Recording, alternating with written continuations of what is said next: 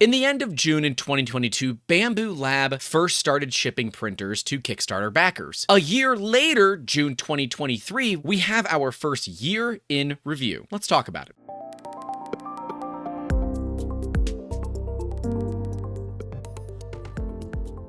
Hey guys, welcome back to the channel. If you're new here and you like hearing about some of the news stories that matter to you, make sure to leave a like and get subscribed if you think we've earned it. And if you don't think we've earned it, let me know why in those comments. We're gonna be talking all about Bambu Lab's 1 year in review and really some of the things that came out of it, because there's a lot of cool news. And no, this is still 3D Musketeers. See, remember when I said that I will also give companies credit where it's due?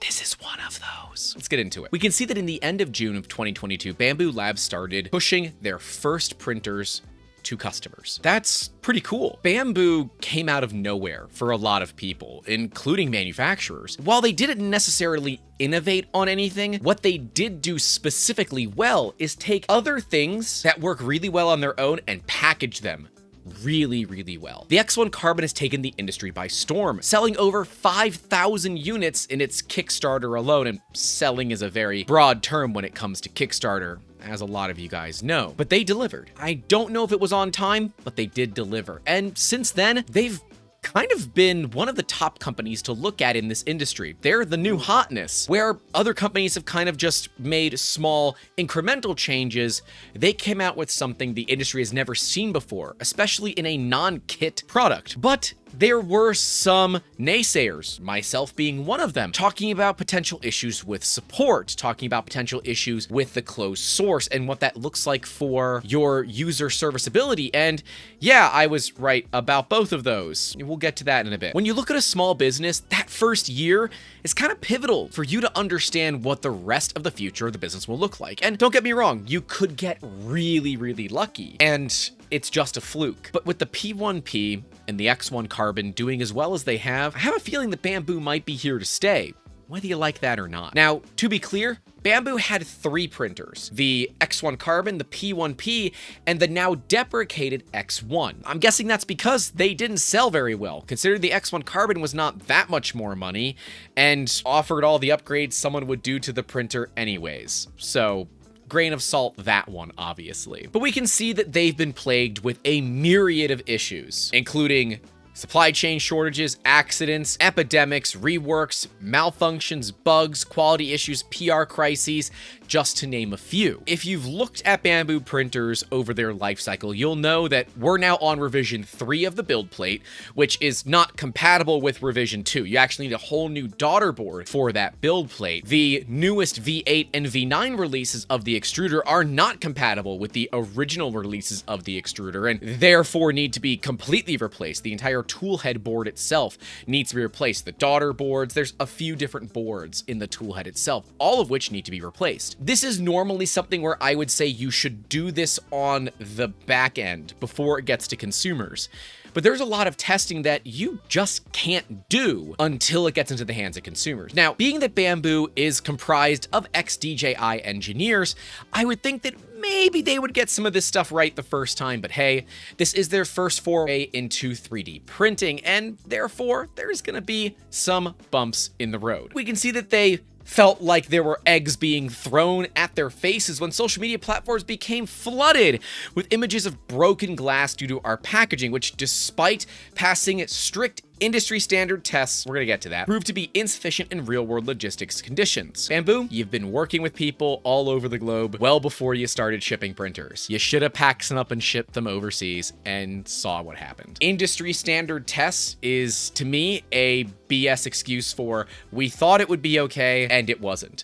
And to Bambu's credit, they have done an amazing job of updating their packaging, and honestly, it's some of the best tightly packed packaging that I've ever seen. It's very minimalistic, and if that machine does take some sort of a shock on the side, let's say a forklift happens to hit it, that glass panel is going to get destroyed. But we see a lot fewer of those issues. So credit where it's due. While I'm not necessarily believing this whole industry standard thing, I certainly believe that you guys have done a phenomenal job in building, shipping that works. For those of you that have bought an X1 Carbon with the AMS, you'll know the AMS is inside of the damn printer. That is actually why it's not compatible with every spool on the market. They had to get it to fit inside of the printer. For those that do deal with shipping often, you know that even a small increase in the XYZ dimensions of the box can be a much higher dim weight or dimensional weight. So a lot of this is done to make sure that this thing can be packed as efficiently and easily as possible. And we can see some real hard honesty here. Offering a quality product is just the first step in launching a business, but it's far from sufficient for establishing a sustainable company.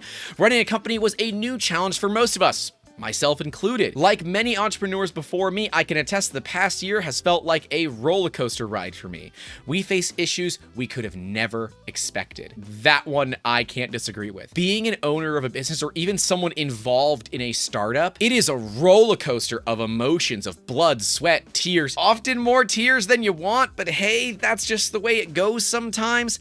And realistically, it comes out and you wonder, what the hell has just happened? So I'm liking this level of transparency. It's very personal, especially someone that owns a small business that has been through the first year and then a global human malware that effectively set all of our businesses on restart, where we had to start all over from the beginning again. Life is a little bit different in the post-malware world. For instance, they still blame themselves for not devoting enough attention and effort to network security. Initially, it was found that Bamboo had a pretty serious hole in its Wi-Fi network where it left a port open that made it really easy to get in and attack the printer and then gain access into a network. This is obviously a problem, and Bamboo rolled out a hotfix to fix it. Now, unfortunately, if you're like me and you do love network security, you realize a machine that forcibly makes you be connected to a network to update it is a little bit convoluted, especially when they say that they're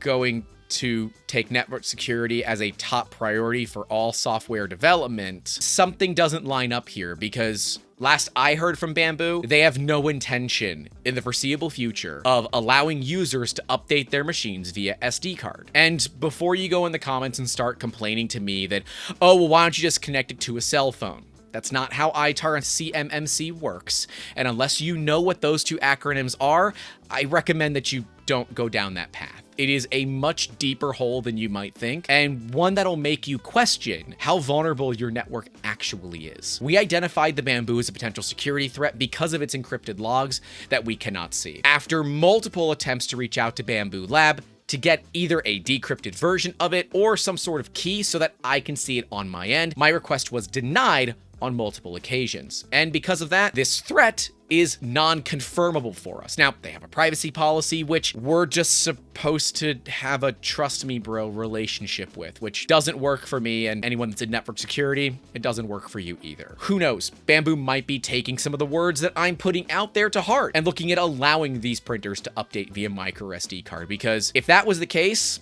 I'd be buying some more Bamboos right now. While I am still having some issues with my machine, it is much better than it was. Why, you ask? Well, go take a look at last week's Print Fix Friday. We'll card to it so you guys can take a look. And then there are some things that I just don't agree with. Some aspects have proven to be far more challenging than anticipated. From the very beginning, we aspired to provide a world-class customer experience, so we assembled a team of 3D printing experts worldwide to support our customers. However, it's easier said than done. Even today, the number of customer support tickets remains unpredictable, and peak periods exert high pressure on the entire team. And while that is true, I have not experienced a 3D printing expert in any of my dealings with Bamboo support. In fact, I've dealt with people that are a little pedantic, rude, and blaming the customer for things that didn't occur, and blaming small third-party upgrades like a build plate on extruder issues. Even I know a build plate does not have any effect on the extruder, period.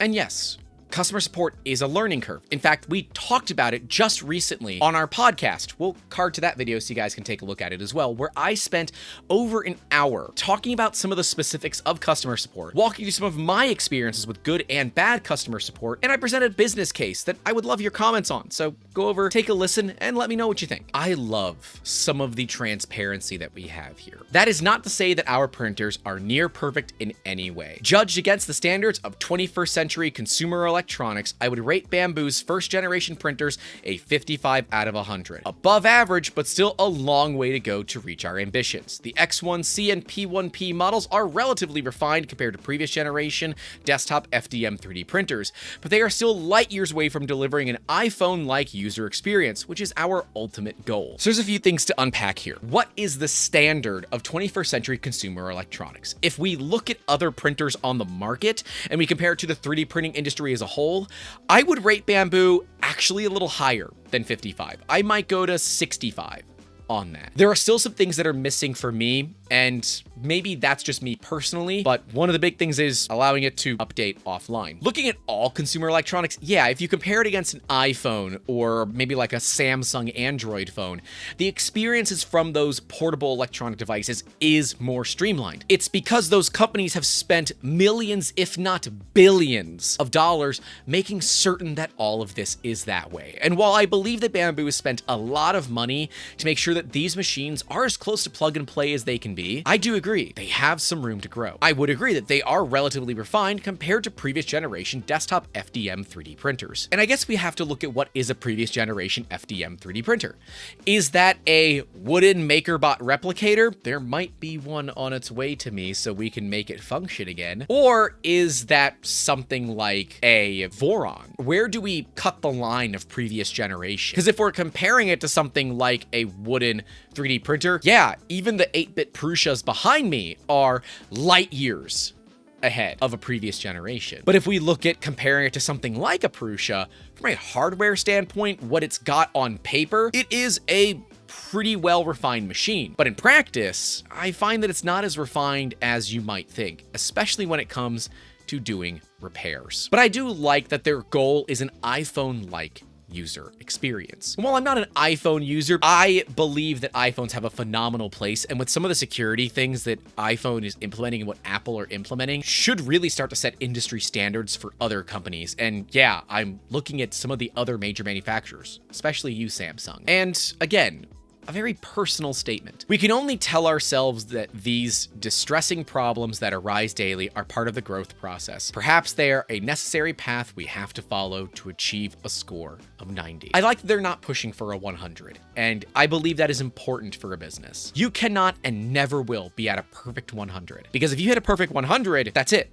You make nothing else, because your product can get no better. If you always say that there is an ability to get better, then you create a product that, while Gen 1 might be good, Gen 2 is gonna be a whole lot better. Obviously, I'm not privy to what's going on inside of Bambu Lab. Something tells me they're not a big fan of me, and I'm okay with that. I'm here to present problems and issues as I see it. And if that upsets the fanboys, so be it. If that upsets the manufacturers, so be it. We don't have a lot of channel sponsors here, and it's why I do ask for people, if you do want to support the channel, you can do so by going to Patreon, YouTube channel members, or a PayPal option.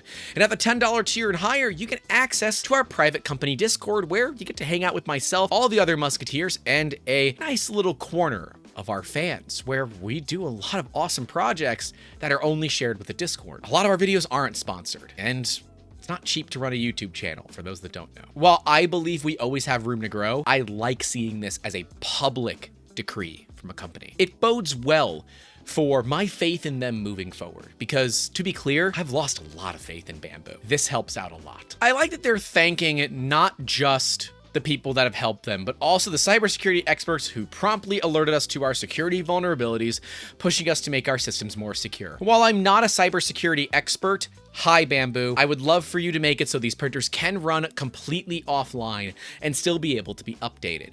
There are some of us that want to use these machines in a more secure environment, including those in ITAR and CMMC. And while there's probably no chance your printers ever make it into government because China, there are those of us that do work, especially for people that require non-disclosures, that would like the ability to make certain that our printers aren't communicating back with a server, no matter where it's located. While I understand that the slicer itself can and does share log files, I have the ability to not only view them, but view them in plain text. And I can turn that off if I want, especially when we're looking at going over to Orca Slicer, which video coming soon on that, by the way. I'm gonna be trying that out in the next couple of weeks, so stay tuned and get subscribed if that's your kind of thing. Over the year, Bambu has grown to over 300 individuals across multiple continents, obviously multiple time zones. That's huge. A company to grow effectively one person every single day for a year is astounding levels of growth. I don't know if that's going to be consistent. As you know,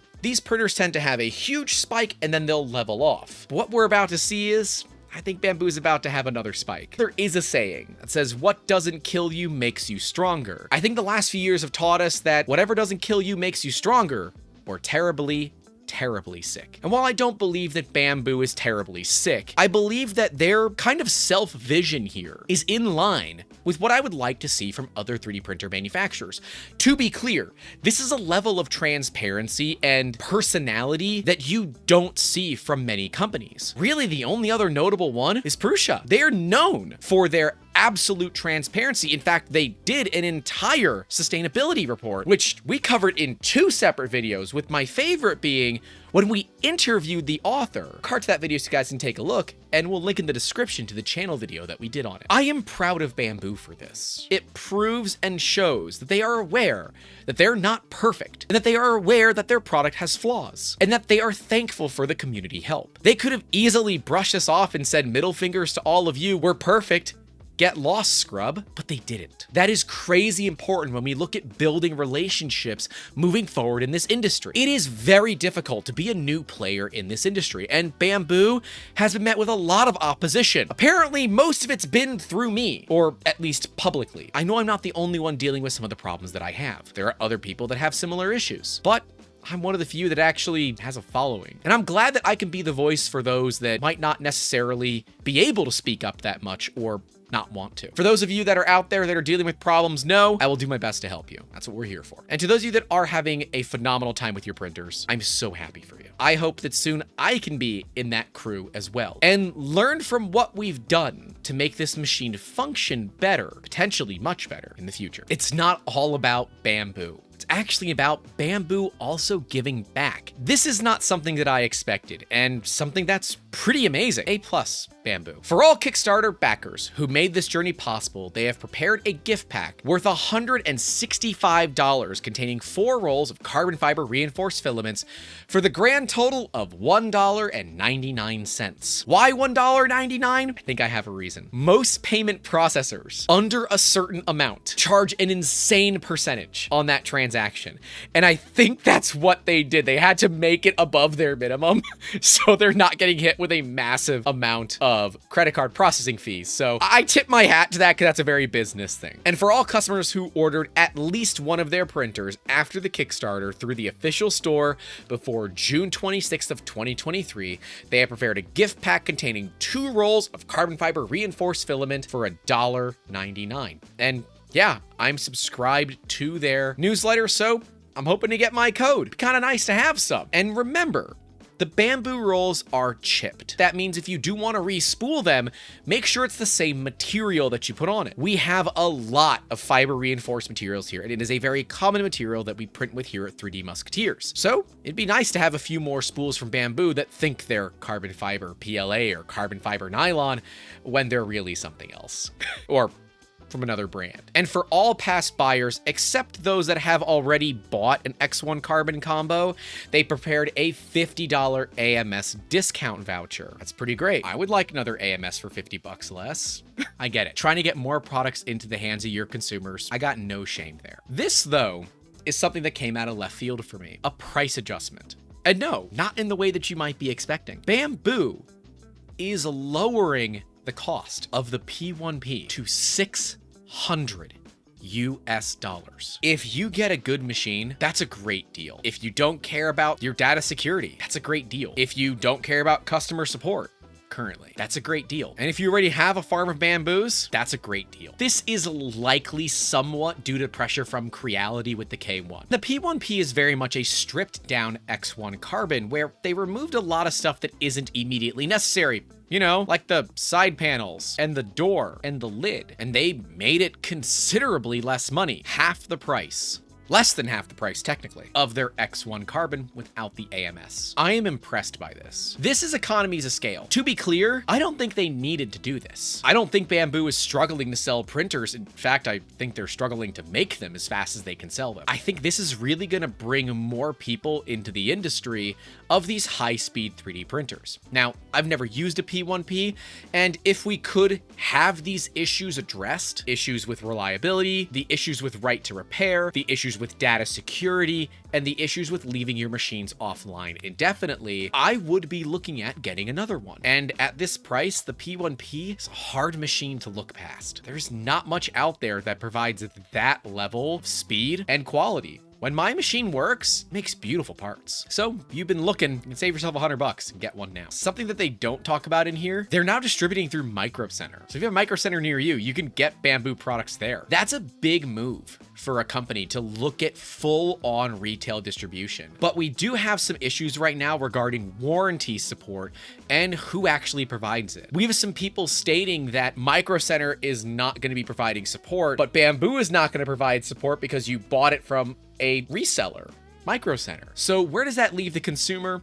I don't know yet. Normally speaking, it's expected that the reseller handles the actual customer support, but maybe people have to read the fine print in their contracts. So where does this leave Bambu? I'm proud that Bambu released this. I don't see any ill will here like I've seen in the past, and this just kind of seems like this is an internal test that they did to themselves, that they are just making public to everybody with a pretty serious thank you at the end. So if you have bought a Bambu 3D printer, keep an eye out for your email because they're gonna be sending you some coupons, assuming you're signed up to the newsletter. And if you're not, get signed up to that newsletter because you might have already missed your chance. I like this level of transparency, and it's definitely a start. I'd love to know your thoughts on this. Are you going to get another P1P or your first P1P with these better prices? I know I'm going to take advantage of that filament sale because why wouldn't you? While I haven't had a great experience with my Bambu, I know a lot of other people have. And while I can't personally recommend them at this time, my reasons are pretty specific to my use cases. Things like data security, privacy, just the general lack of understanding for what information I'm providing to Bambu when I send a log file. I can't recommend them because I still can't update my machine, but maybe that changes in the future. In 2 weeks, you guys are going to be hearing all about my first 6 months with a Bambu Lab X1 Carbon. You might like it, you might not. We'll see. But until then, stay safe out there. Don't forget to call your loved ones. And as always, keep making awesome. Have a good one. You're such a good cat and the internet loves you. And you're not fat. You're not pregnant. You're just a little tubby, like your dad. It's true. Hey, thanks so much for watching this video. A massive thank you goes out to all of our Patreon, PayPal, and YouTube channel member supporters whose names are listed right next to me at the $5 tier and higher. Remember, if you want to support what we do here on this channel, you can do so for as little as $1 a month to help make videos like these possible. I know a lot of you weren't exactly expecting a video like this. Would you like to see us talk about this more in a podcast? If so, let me know in those comments down below. But before you go down there, click the video right below me, which will be my first month with the Bambu Lab X1 Carbon. And next to that will be the Print Fix Friday series, where, at least in the later episodes since January of 2023, you can see some of my experiences with my Bambu. I will see you all down in those comments and the next one. Don't forget to leave a like. Take care.